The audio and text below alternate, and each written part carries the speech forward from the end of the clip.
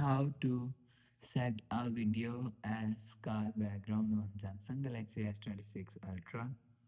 Let's start the video. First of all, go to App Library. Here, click on Gallery app. After click on Gallery app, click on Folder. And after click on Folder, select video from here. After select video, go back and click on Phone app. After click on Phone app, click on this three dot icon and click on Settings. Now in Call Settings, scroll down and click on Call Background.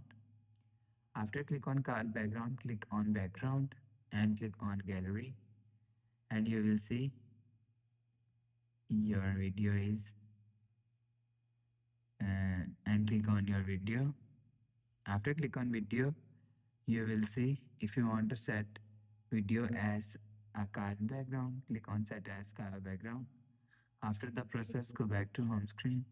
You will see your video is set on your call background. So that's how you can set a video as a call background on Samsung Galaxy S26 Ultra. If you like the video, please subscribe. Thanks for watching.